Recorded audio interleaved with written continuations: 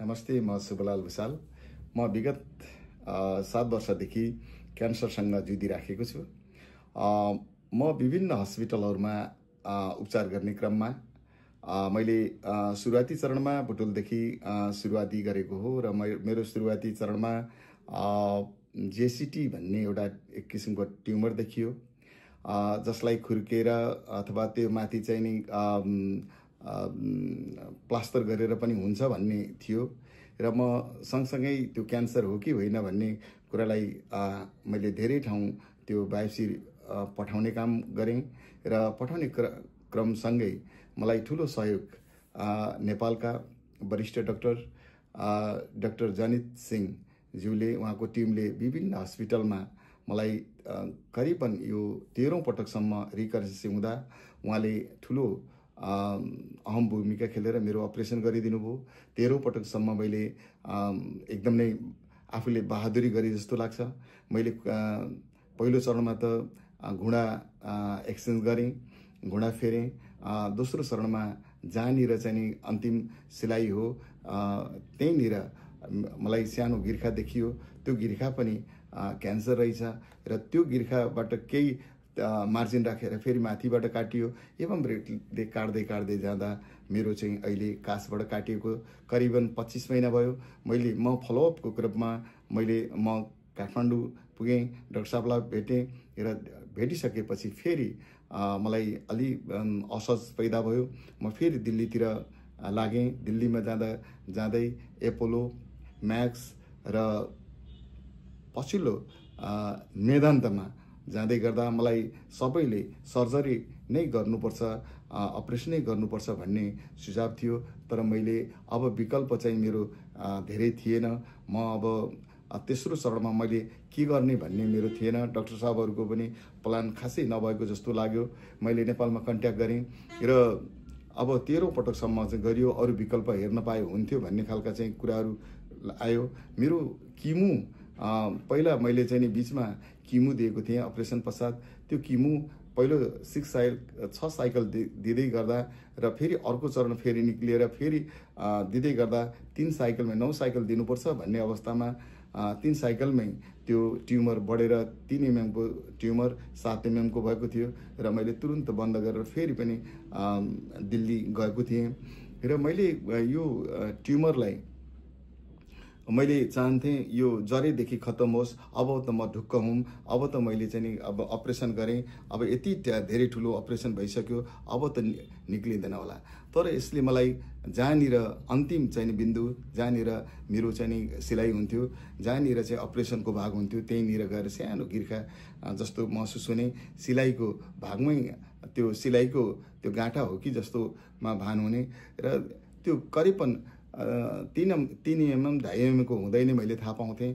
र करिब यस्तै गर्दै मेरो चाहिँ धेरै पटक चाहिँ अपरेसन भयो र मैले यो पछिल्लो चरणमा अब मैले के गर्ने होला भन्दै चाहिँ भौतारे दिएँ। म दिल्लीमा धेरै हस्पिटल, एउटै हस्पिटलमा पनि 2-3टा डाक्टरहरूसँग चाहिँ सल्लाह लिएँ र सर्जरी नै गर्नुपर्छ भन्ने खालको हुँदै पनि मैले त्यसलाई स्वीकार्न सकिनँ। पछिल्लो चरणमा मेदान्तमा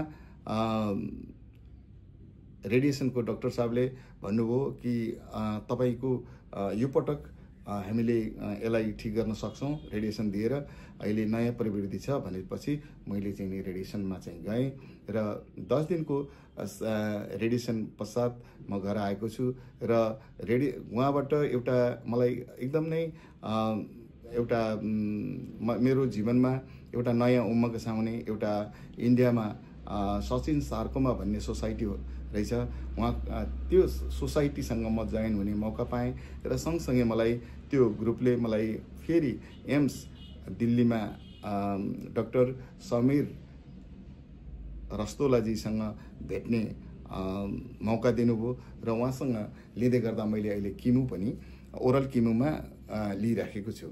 र यो क्यान्सर यो मेरो जुन अहिले सार्कोमा, स्पाइनल सार्कोमा छ र सार्कोमा त अलिकति जटिल खालको नै रहेछ।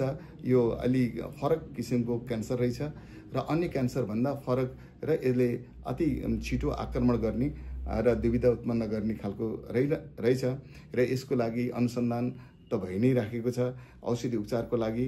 तर अन्य क्यान्सर भनेको विश्वमा अहिले उपचारहरू नयाँ पद्धति, नयाँ खोप सँगसँगै सबै रेडिएसन जस्ता रेडिएसनले पनि अपरेसन नगरिकन टार्गेट एरियामा हिट गरेर ती राम्रो सेललाई नमारिकन त्यस्तो गर्ने रहेछ।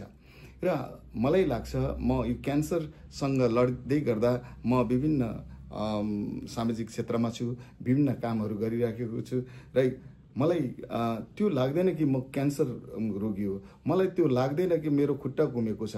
मलाई लाग्छ कि त्यो कुनै लडिराखेको छ नि मेरो खुट्टा छैन र तिनीहरूलाई छुट्याइन नजाम। र मलाई त्यो भित्रको एउटा सशक्त भएर आउने मेरो जीवनमा सायद भगवानको वरदान, सायद सबैको आशीर्वाद होला। र मलाई त्यो अहिले पनि एकदम म ठिक छु जस्तो लाग्छ र मलाई छ केही पीडाहरू त मानिसमा नहुने कुरा होइन। म करिब 50 वर्षको उमेरदेखि यो क्यान्सरसँग लडिराखेको छु। म करिब अहिले 57 वर्ष पुगिसकेँ र अब जीवनमा जे गर्न सकिन्छ राम्रो गरौँ, कसैलाई नबिगारौँ। मेरो त पहिलेदेखि नै उद्देश्य हो कि कसैलाई सकिन्छ बनाउने, नसके नबिगार्ने। र यही उद्देश्यका साथ अब क्यान्सर सर्भाइभल जो गर्नुभएको छ, जो चाहिँ नि हुनुहुन्छ मसँग जोडिनु होला। मेरो 985111278843 मा फोन गर्नुहोस्। जहाँ कतै हुनुहुन्छ मैले जानेको र सिकेको कुराहरू यहाँहरूलाई सेयर गर्नेछु। मैले अन्तर्राष्ट्रिय स्तरमा पनि साथीहरूसँग सम्पर्क समन्वय गरिराखेको छु। कसलाई कस्तो कुन अवस्थामा के गर्ने भन्ने कुरामा पनि मैले धेरै साथीहरूसँग सम्पर्क गरेको छु र यहाँहरूलाई पनि मैले सेयर गर्नेछु। र क्यान्सरसँग नआत्तिनुहोस् है, क्यान्सर केही पनि होइन। अब क्यान्सरलाई जित्ने हो। क्यान्सर तपाईँ हाम्रै पालाबाट यसलाई हराउने हो। त्यसैले म भन्छु क्यान्सर लाग्दैमा नआत्तिनुहोस्। क्यान्सर लाग्दा बित्तिकै गाउँघरमा अथवा कहीँ पनि ओहो भन्ने चलन छ। ओहो ओहो बिचरा भन्ने यो शब्द चाहिँ नि यसलाई नगरौँ। र क्यान्सर केही होइन, क्यान्सरसँग लड्न सकिन्छ। हिजो हेर्नुहोस् त, हिजो कोरोना कोभिडले कसरी लग्यो, कस्ता कस्ता मान्छेहरूलाई लग्यो हेर्नुहोस् त। हामी त रोगी भएको छौँ, रोग थाहा छ, रोगसँग लड्ने र के खाने के नखाने भन्ने कुरालाई विचार गर्नुहोस्। तारेको भुटेको तारे अन्य कुराहरू नखाउँ र जति सकिन्छ डक्टरको सल्लाह बसौँ, नबुझेको कुरा सोधौँ, आफै डक्टर नबनौँ। र डक्टर के माने बन्नुहोस् भने मलाई यसले राम्रो गरेको छ, आफ्ना अनुभव अरूलाई सेयर गर्नुहोस्। डक्टर त आफै बन्नुपर्छ, फेरि नबन्नुहोस् भन्ने होइन, डक्टर आफै बन्नुहोस्। किनभने डक्टर आफै बन्नु हो भने तपाईँमा एक भित्रको सशक्ति आउँछ, रोगले छुन सक्दैन। त्यसैले औषधिले काम गर्ने र नगर्ने भनेको त तपाईँको हातमा छ। यी खाँदैमा हेर्नुहोस्, मेरो एकजना नजिकको छिमेकी हुनुहुन्थ्यो।